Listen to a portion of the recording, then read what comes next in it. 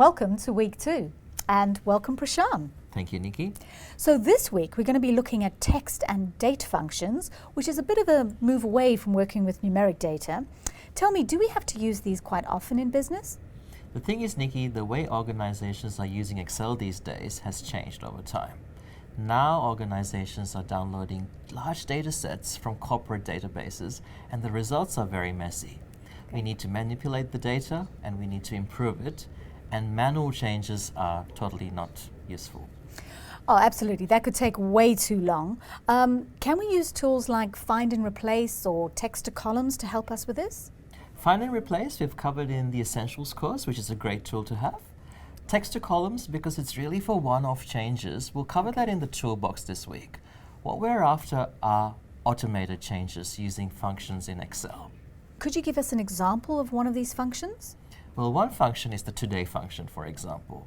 It returns today's date. And using the today function, I could work out how overdue an invoice is. Or I could work out when an employee's next performance appraisal is. My one concern is we're going to be looking at functions that are quite different from what we're used to. Sure. And we're even going to start combining some of these functions. And in my experience, it's when we start combining functions that the wheels come off and it all starts to go a bit wrong. But that's okay. Let's start at the beginning and work step by step by working out the anatomy of a function. In this example, we want to calculate May's final mark. We have her term 1 through term 3 out of 25, so we need to add these. We also need to adjust the marks by up to 2 to allow for an unfair test. And then we need to add the average test mark for term 4. We know that all calculations start with an equal sign. So type the equal sign and you're halfway there. Now we are trying to add, and the sum function is ideal. So then we type sum and now onto the second row.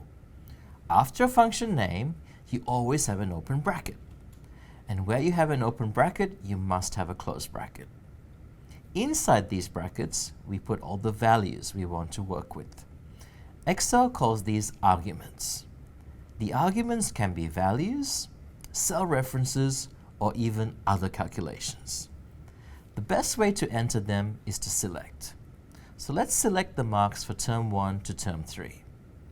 Note that we get B3, colon, D3. The colon indicates a range. In other words, everything from B3 up to and including D3. So far, nice and easy. Now we want to also add the adjustment. But we can't use a colon. So how do we do it? How do we tell Excel and another value? The answer is a comma. Whenever you have more than one argument inside the brackets, you separate them with a comma. Different functions will allow or require different numbers of arguments. The sum function will actually allow up to 255 arguments. So we type comma 2. But it is generally better to click on the cell so we can easily modify the adjustment. We have to include one more argument, and that is the mark for term 4. But now we have an interesting problem. We don't have the mark for term 4, which is the average of the other 3 tests. So we need to get the average. Well, that's okay, because you can put a function inside another function. This is called nesting functions. So we type our comma and type AV, down arrow, tab. And because we're using a function, we must have an open bracket. But we don't need another equal sign. Now select the things we want to get an average of. So select E3, colon, G3. And lastly, where we have an open bracket, you must have a closed bracket. And a great hint is that the last bracket must always be black. Fantastic explanation, Prashan. And I think that really helps because you can use a function for years without really understanding where you need brackets, where you need colons. But now we have the rules, we can apply them to different and more complex situations. True.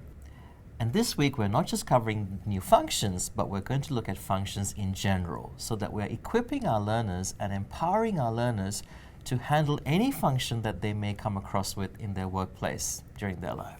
And that is so important because we're going to show a few really useful text and date functions, but it's still just a few. So I'm going to encourage you to not limit yourself to the few functions we're going to show you, but actually take some time to explore Excel's rich library of functions.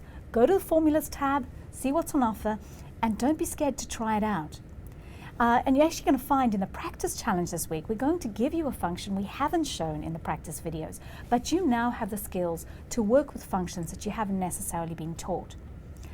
So now, when the wheels come off, it's going to be your training wheels coming off, and you're going to be just fine. And now, it's over to you.